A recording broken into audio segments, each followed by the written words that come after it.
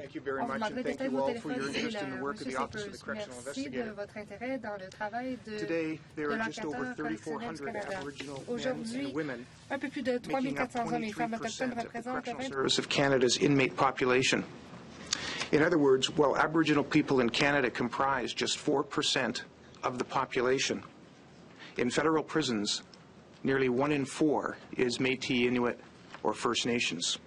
This population of Aboriginal inmates has increased 43% in the last 5 years alone. Given these alarming and growing numbers, programs and options for the care, custody, and treatment of Aboriginal inmates must become a significant priority for the Correctional Service of Canada. Despite years of efforts, things are not getting better. Insufficient response from the Correctional Service to my recommendations pertaining to Aboriginal corrections has led me to conduct an analysis of the implementation of 2 Aboriginal-specific sections of the Corrections and Conditional Release Act. This is the law that governs correctional practice in Canada. This law came into effect more than 20 years ago in 1992. Section 81 and Section 84 of this legislation recognize the well-documented social, economic, and historic factors that contribute to higher incarceration rates for Aboriginal people. They also recognize the importance of Indigenous culture, traditions, and spirituality to the process of healing and the successful return of Aboriginal offenders to their communities. Together, Sections 81 and Section 84 provide the legal framework for Aboriginal communities to assume care and custody for offenders, and for Aboriginal leaders and elders to be involved in their release planning. The recognition by Parliament of the unique history, experience, and needs of Aboriginal offenders in law is reinforced by the Supreme Court of Canada in 2 decisions, Gladue in '99 and Appealy in 2012. As they apply to federal corrections, these rulings mean that correctional decision-makers must take into account Aboriginal social history when making decisions about issues like security classification, penitentiary placement, discipline, and community release. My office's review of the implementation of Aboriginal initiatives by the Correctional Service of Canada has found serious gaps between the law and practice. 20 years after the CCRA came into force, there are still no new significant investments at the community level for federal Aboriginal initiatives. No deputy commissioner dedicated solely to and responsible for Aboriginal programs, planning, implementation, and results. And worst of all, no progress in closing the large gaps in correctional outcomes between Aboriginal and non-Aboriginal inmates. Some of our major findings included, when we were looking at Section 81, the section that gives the Minister of Public Safety the capacity to enter into agreements with Aboriginal communities to operate healing lodges, we found that just 4 Section 81 agreements have been concluded in the last 20 years. In all, these agreements provide for a total of 68 beds in 4 healing lodges. This means that even if operating at full capacity, these facilities can only accommodate 2% of the Aboriginal inmates currently housed in federal penitentiaries. Despite a nearly 40% increase in the incarcerated Aboriginal population in the last dozen years, there have been no new Section 81 facilities since 2001. No new facilities since 2001. Further, no Section 81 agreements exist at all in British Columbia, Ontario, the Atlantic provinces, or the North. And it wasn't until 2011 that there were any healing lodge beds at all under Section 81 for women. We also found substantial funding discrepancies between Section 81 healing lodges operated by Aboriginal communities and those operated by the Correctional Service. We estimate that Aboriginal communities are getting about 60 cents on the dollar to operate their healing lodges when compared to CSC operating budgets.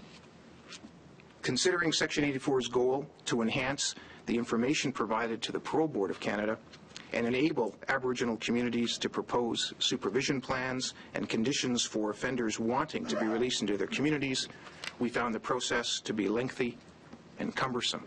In fact, the number of Section 84 releases has dropped by more than 50% in the last 5 years. In an organization in excess of 19,000 employees, the Correctional Service of Canada has only 12 Aboriginal community development officers to develop relationships with Aboriginal communities across Canada and coordinate the Section 84 process on behalf of thousands of First Nation, Métis, and Inuit offenders.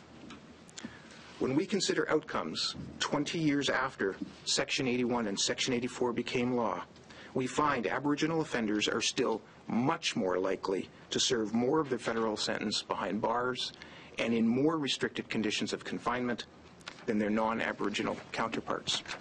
For example, last year, Aboriginal offenders accounted for 45% of all offenders held to their warrant expiry date. Remember, they comprise 23% of the population. Statutory release at 2/3 of the sentence is how most Aboriginal offenders re-enter society, rather than through day or full parole. Aboriginal offenders also continue to be classified as higher risk and higher need in a number of categories, such as employment, community reintegration, and family support. They are overrepresented in segregation and maximum security units, disproportionately involved in prison self-injury, and they're much more likely to return to prison upon revocation of parole.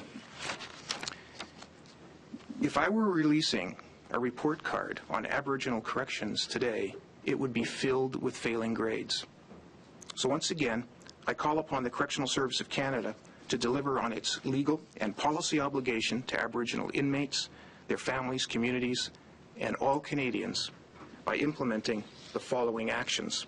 First and foremost, the appointment of a Deputy Commissioner for Aboriginal Corrections. Secondly, the development of a long-term strategy to increase opportunities for the care and custody of Aboriginal offenders by Aboriginal communities and the reallocation of adequate funds for these purposes. The creation of more community-based healing lodges and permanent funding for them, equal to similar CSC facilities, ongoing training of CSC staff to ensure adequate understanding of Aboriginal people, culture, and traditions, new and enhanced measures to ensure Aboriginal leadership and elders are equal partners in the delivery of community, release, and reintegration programs and services, the immediate hiring of more Aboriginal community development officers, and improving and streamlining the process around accepting and monitoring released offenders into Aboriginal communities. By any reasonable measure, including the degree to which the will of Parliament has been respected, the overrepresentation of Aboriginal people in federal corrections, and the lack of progress to improve the disparity in correctional outcomes continues to cloud Canada's domestic human rights record. I urge the Correctional Service of Canada to ensure full participation of Aboriginal leaders, elders, and communities to meaningfully advance the 10 recommendations in the Spirit Matters report. Thank you again for your attention. And before I take your questions, I'll ask Mary-France Kingsley, Director of Investigations for my office, to make a few remarks. Merci. Thank you.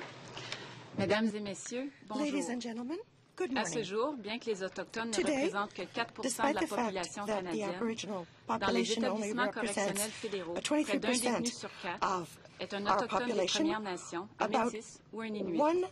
Au cours des 5 dernières années seulement, la population carcérale autochtone a augmenté de 43%. The population of Aboriginal inmates has increased by 43% in the last 5 years alone. Le Service correctionnel du Canada n'a pas donné suite de façon adéquate aux recommandations du Bureau d'enquêteurs correctionnels portant sur les services correctionnels pour les Autochtones. Le Bureau a donc décidé d'analyser l'application des articles 81 et 84 de la loi sur le système correctionnel et la mise en liberté sous condition, la loi qui régit la pratique correctionnelle au Canada. Ces articles visent précisément les Autochtones et sont entrés en vigueur il y a plus de 20 ans. sections were adopted 20 years ago. In 1992, the sections of the legislation recognized the well-documented social, economic, and historic factors contributing to higher incarceration rates for Aboriginal people. These articles recognize the importance of Indigenous culture and traditions. They provide for having Aboriginal communities assume care and custody of offenders and for Aboriginal leaders and elders to be involved in release planning for offenders. In its examination of these sections, we discovered various gaps between the Act and practice. Thus, 20 years after the coming into force of the Act, we see that there are still no significant investments at the community level for federal Aboriginal offenders, no deputy commissioner dedicated solely to and accountable for Aboriginal program planning, implementation, and results. Finally, no progress has been made with regard to closing the large gaps in correctional outcomes between Aboriginal and non-Aboriginal inmates. Some of our major findings include the following. When considering Section 81, which gives the Minister of Public Safety the capacity to enter into agreements with Aboriginal communities for the care and custody of offenders who would otherwise be held in a federal penitentiary, we found that just 4 Section 81 agreements have been concluded in 20 years. This accounts for only 68 beds in 4 healing lodges. Even when operating at full capacity, these facilities can only accommodate 2% of Aboriginal inmates in federal facilities. Despite a near 40% increase in the Aboriginal incarcerated population between 2001 and 2011, no Section 81 facilities have been added since 2001. Further, no Section 81 agreements exist at all in British Columbia, Ontario, Atlantic Canada, or the North. And it was not until 2011 that any Section 81 healing lodge spaces were available for Aboriginal women. We also found substantial funding discrepancies between Section 81 healing lodges operated by Aboriginal communities and those operated by CSC.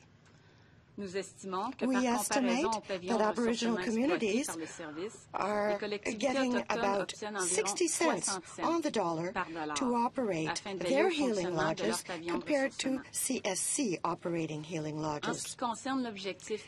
Concerning Section 84's goal to enhance the information provided to the Parole Board and to enable Aboriginal communities to propose conditions for offenders wanting to be released into their communities, we found the process both lengthy and onerous.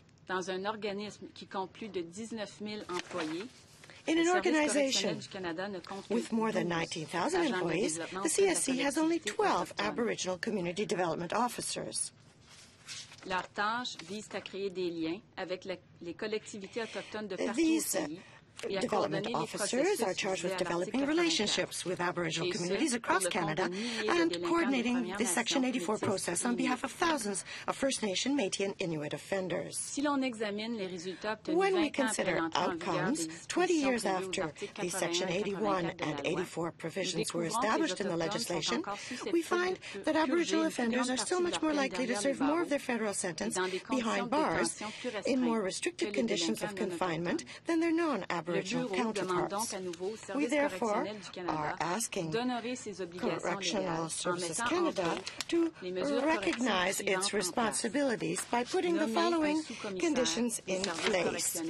We would like to see, first and foremost, the appointment of a Deputy Commissioner for Aboriginal Corrections. Secondly, the development of a long-term strategy to increase opportunities for the care and custody of Aboriginal offenders by Aboriginal communities, and the reallocation of adequate funds for these purposes. Thirdly, the creation of more community-based healing lodges and permanent funding for them equal to similar CSC facilities. Fourthly, ongoing training of CSC staff to ensure adequate understanding of Aboriginal people, culture, and traditions. New and enhanced measures and the immediate hiring of more Aboriginal community development officers. We are asking Correctional Service of Canada to ensure full participation of Aboriginal leaders, elders, and communities to meaningfully advance the 10 recommendations in the Spirit Matters report. Thank you.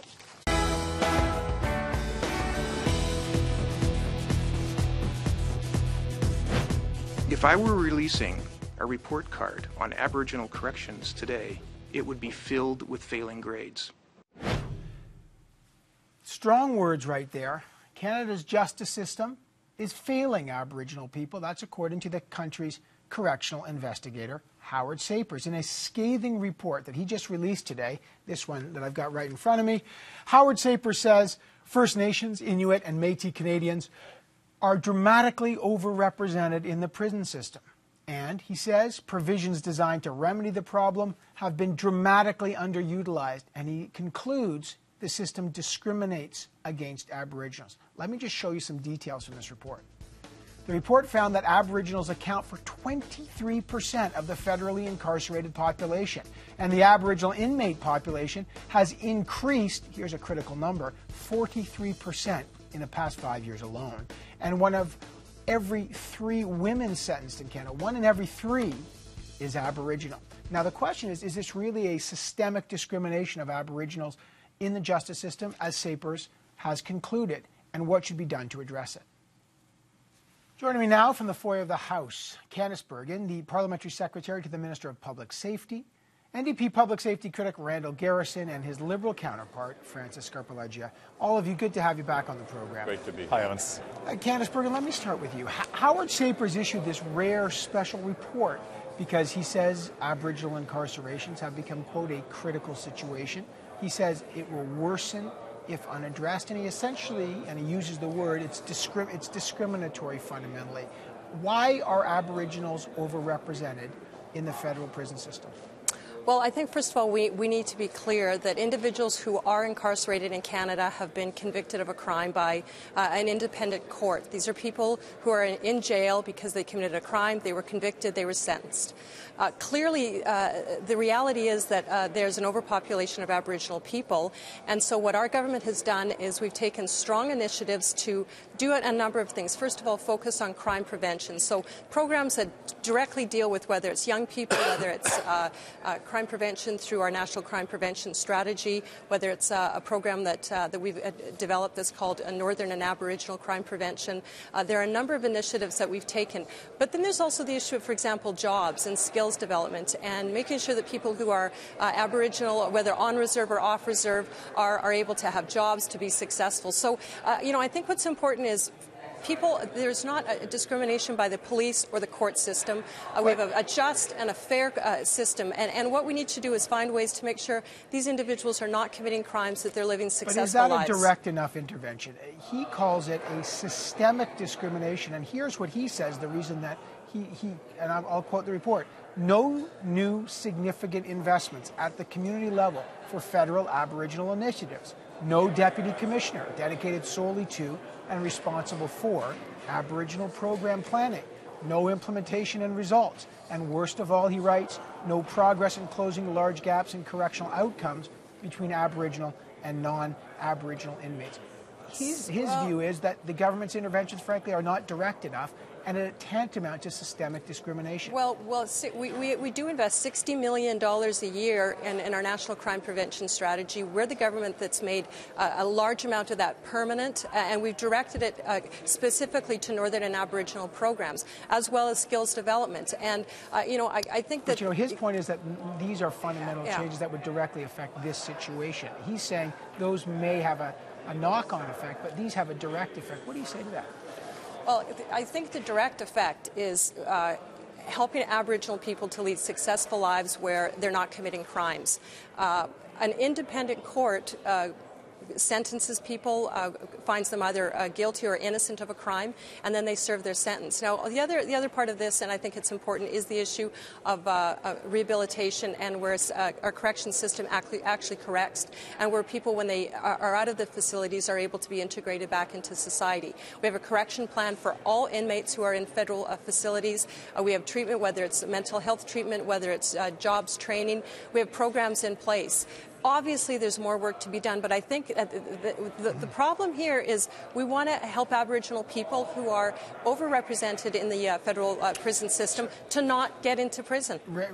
Randall Garrison, I'll just read you. I want your reaction to the report, but just on what Candice Bergen is just saying. Apparently, according to the report, Aboriginal inmates are sentenced to longer terms. They spend more time in segregation. They spend more time in maximum security. They're less likely to be granted parole, and they're more likely to have parole revoked for minor problems. So what do you make of this report? Well, there's a general problem that the report really highlights, and that's the failure of both Liberal and Conservative governments to address the social and economic conditions that produce the higher rates of incarceration of Aboriginal people. But Mr. Sapers' report is very specific. Once people are in the system, we can do a much better job of making sure when they get out, that they reintegrate into their communities and they don't reoffend. And for 20 years, we've known how to do this. And what the report is saying quite clearly is we're making no progress. And so now we've had, under the Conservatives, a 43% increase in the number of Aboriginal people incarcerated. That's just not acceptable. And we know that with partnership with Aboriginal community organizations on corrections issues, we could establish institutions, more healing lodges, and more of those kinds of reintegration programs that would help keep the community, the broader community, safe and have fewer victims. But we're not making progress on these. And as you quite rightly point out, Mr. Sapers points to the lack of new investments at the community level. So it's a general failure for Aboriginal, the Aboriginal economy and social conditions, and a very specific failure of Corrections Canada. And it's because the government's going down the wrong path. We see more mandatory minimum sentences, and we see increasing cuts coming up in the next budget for corrections. I don't know how we expect to make any progress with those two things going on. Francis Carpenter, your view on this report, and if any of this correlates to current government policy, or does it go back, as you just heard, to Liberal policy? These have been ongoing social issues that really stem back generations. Well, certainly, there are issues that go back to residential schools and so on and so forth, and the victimization that took place there, and we read about how it impacts on succeeding generations. There's no denying of that. In terms of the context, I mean, I will mention, and I don't want to make this a partisan issue, but Paul Martin had negotiated the Kelowna Accord that went down the tubes with the 2005 election, But I think what's really significant about this report is that the acceleration of the rate of new Aboriginal offenders in prison in the last 5 or 6 years. I mean, it's a massive jump, so much that the correctional investigator felt it was necessary for only the second time since his position has been created, to put out a special urgent report. So there's a problem here. The statistic on that, by the way, just so people appreciate that, between 2001, 2002, and 2010-11, 40% increase in Aboriginal population that's incarcerated. But between 2005 and 2006, the jump was 43.5%. So that year had a spike. Yes. I think, Randall mentioned, and I agree with Randall, we have to look at the conditions and why Aboriginal people are becoming criminals. But when you look at spending money, we've made major investments, whether it's through Indian Affairs, whether it's through Health Canada, whether it's through initiatives like skills training, a program called Assets, $1.7 billion over the last several years, whether it's through national crime prevention strategies. It's, again, not an issue of putting more money into things. It's about making sure the money gets to the right places, making sure that... just let me finish, Evan, if I can finish this. Aboriginal people need to be successful. They need to be able to be trained. They need to be able to have a job. They need to live in a safe community. They are, as the Minister's office sent to you, Evan, the highest number of victims in Canada. They are overrepresented as victims. They're victims of violent crimes. This is, again, not a matter of more money. Reserves needs to be accountable so that these programs are being... Sorry. Let me just appreciate what you're saying here. All right. You're saying that the current government programs I mean, if I understand you correctly, are doing enough. And what I'm reading here, and just help me understand that, you know, you got Howard Sapers saying, despite that, these numbers, he says, is tantamount to systemic discrimination. And then he gives a series of solutions that you're not citing and wondering why the government isn't doing it. For example, why isn't the government appointing a deputy commissioner for Aboriginals correction? Why doesn't the government have a long-term strategy to increase opportunities for care and custody of Aboriginal offenders by Aboriginal communities? Why doesn't the government have ongoing training for Canadian CSC staff to ensure adequate understanding of Aboriginal people and culture? And there's a long list of things that he says are failings on the part of the government contributing to this. What is the government's reaction to that?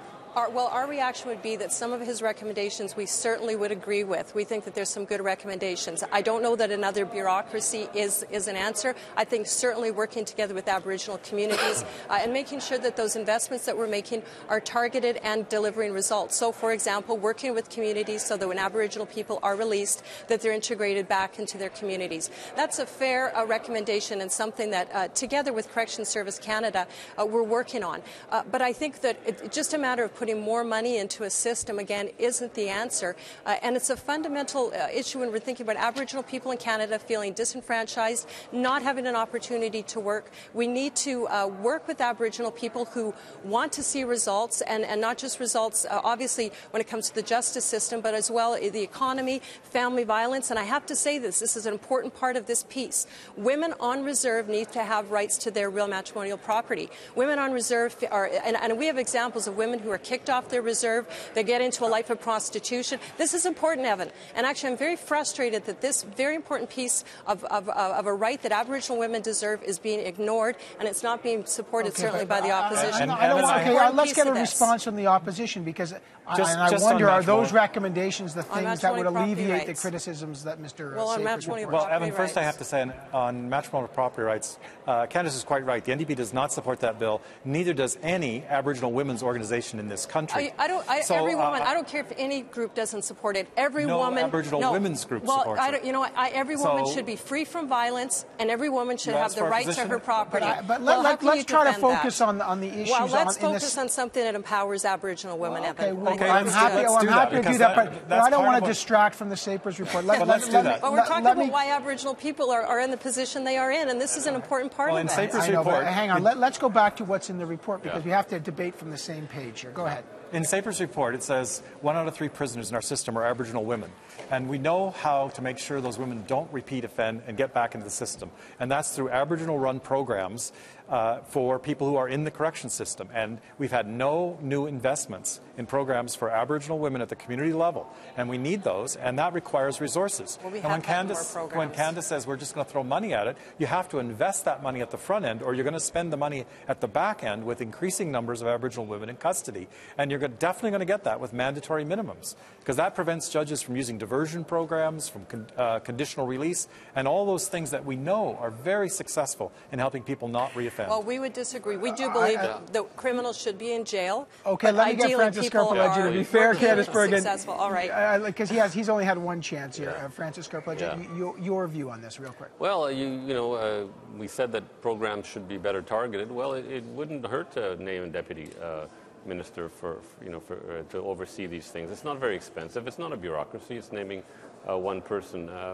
But I think another significant statistic is the fact that 2/3 of Aboriginal women in inmates are single mothers. So we're just sort of perpetuating the victimization and so on. But another interesting point is that, and this is one that Sapers made, is that we're not using sections 81 and 84 of the Correctional Release Act to its fullest extent, which would involve getting Aboriginal communities involved in the transfer and care, and custody of Aboriginal offenders, and helping with their release when they're near that stage of release. So I think a lot can be done in that respect. And lastly, something very inexpensive would be to reappoint Howard Sapers, because I think he's been a fabulous... I think he was just reappointed. All right, and by the way, I got to leave it there, but just in terms of the money, and Candace Bergen, I just want to follow up, because you mentioned it. According to Howard Sapers, the money for many of his recommendations has already been earmarked by Treasury Board for community programs and for Aboriginal affair. So he's suggesting it's not about more money, it's earmarked, and the question is, will it be spent? That's the question he raises there. So we can follow up on that. Okay. Candace Bergen, Randall Garrison, and Francis Scarpaleggia, it's always good to have the three of you on the program. Thank you. Thanks very much, Evan.